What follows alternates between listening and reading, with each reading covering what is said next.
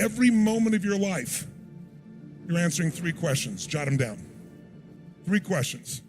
First question is, what are you gonna focus on? Right now, whatever you're focusing on affects you. If you're focusing on how you're gonna use what you're gonna learn this weekend, you could be focusing on the smell of your neighbor after all that jumping up and down. There's so many things you could focus on. We don't focus on everything, we focus on a small number of things, and that's what we experience in life. And focus, write down, equals feeling. Whatever you focus on, you're gonna feel, even if it's not true. Have you ever had somebody tell you something and said, you think John is your friend? John's not your friend, he's talking behind your back. And you go, no, he's not. John's my friend, you misunderstood.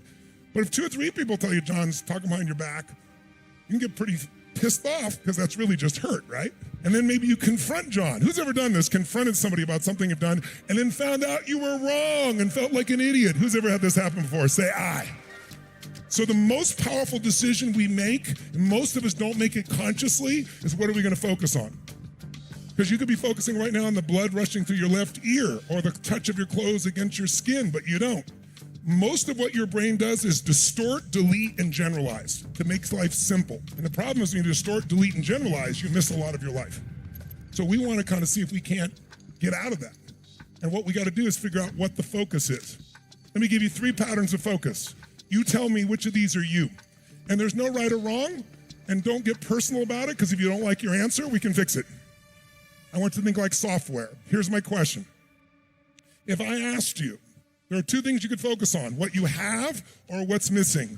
Which one do you spend more time focusing on? Shout it out. You can hear in the room, you were not taking a poll, one is dominant. Raise your hand if you focus more on what's missing. Raise your hand nice and high. Keep your hands high and look around this room. It's about 95% of the room. Now I have a simple question for you. It's a really important question. It's a simple one, but an important one. Just think software, don't think personality. If your brain is constantly focusing on what's missing, how can you ever sustain happiness no matter how successful you become? It is impossible. Raise your hand if you see this. And it's dominant in this room because most of you, how many consider yourself to be an achiever? That's part of who you are as an identity. So as an achiever, looking for what's wrong for a moment so you can fix it can be a good thing. But what happens is it becomes a habit, and then it doesn't matter how much you achieve, you're not happy. You know how many multi-billionaires, you know how many entertainers with their Oscars or their Emmys or their Grammys that I work with, who you think would be the happiest people in the world? They're worth almost $1 billion, some of them. They're the best in the world at what they do. Everybody loves them, and they're miserable. I get the call, and why is it? It's because they keep focusing on what's missing no matter what they have. That's one pattern this weekend. If you only change that, would change your life.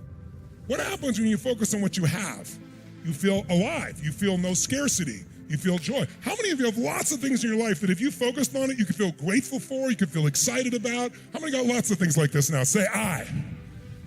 But it doesn't exist unless you focus on it. And we all have patterns of focus. The second question is, what does this mean? Because the minute you focus on something, you have to give it a meaning. Is this the end or the beginning?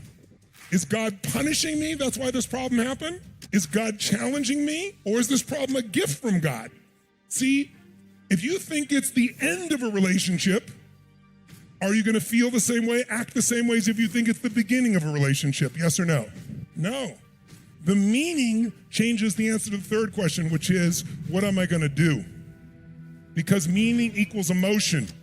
Whatever you give a meaning, you're gonna have a feeling. If you think God is punishing you, you're gonna have a very different feeling from that meaning than you think God is challenging you or this problem is a gift from God. How many follow here? Say I. People oftentimes have trouble in their relationship. You know why? In the beginning of a relationship, what's your focus? Are you trying to get them to give you things? Is that the primary focus? When you really love somebody, what will you do for them? Shout it out. What will you do? What will you do? What will you do? If someone says to you, would you take out the trash? Go, take out the trash. What else can I do for you? In the beginning.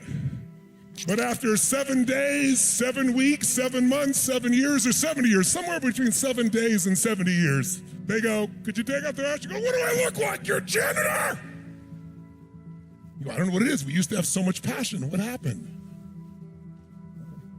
If you do what you did in the beginning of the relationship, at the end of the relationship, there won't be in it. Because in the beginning, it wasn't a trade. You weren't measuring your meaning. You were focused on how to give. How many can relate to this here? Say I. Once you start measuring what you're getting, it's a transaction. Transactions don't make anyone feel good long term. I'll give you another one on focus, another pattern. Do you tend to focus more on what you can control or what you can't control, what's outside your control? Which do you tend to focus more on, what you can control or can't control? And watch this, it'll be a different pattern this year, I guarantee you. Raise your hand if you focus more on what you can control. Raise your hand. Keep your hands up nice and high. Look around. It's about 80%. How many focus on what you can't control? Can't control.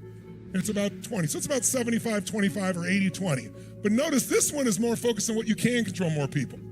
That's why you came here. How many of you came here so you could take more control of some area of your life here? Say, aye. That's why you're here. And how many of you know someone that you wish came with you that frickin' needs this way more than you do, and they're not here? Why? They focus on what's missing, I guarantee you, and they focus on what they can't control, or they think this is just some guy talking, that can't change your life, which is really an unconscious belief that I can't change it.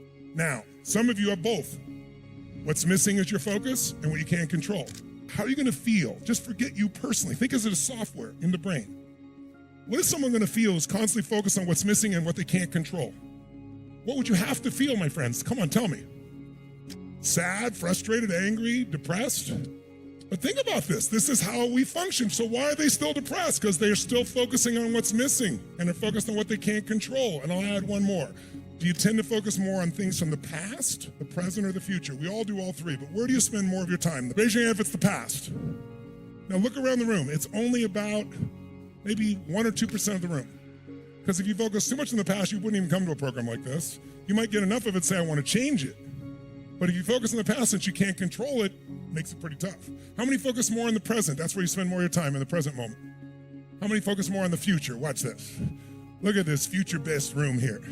Because that's what achievers do, right? We're focused on how to create a better future. Many of you came for that.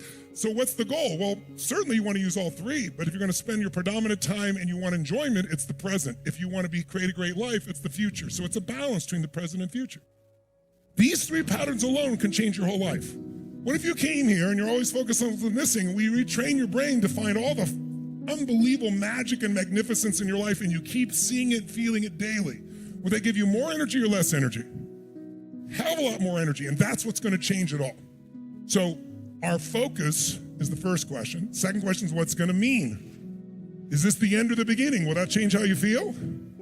And based on how you feel, will you answer what to do differently? You bet. These three questions are happening every moment of your life.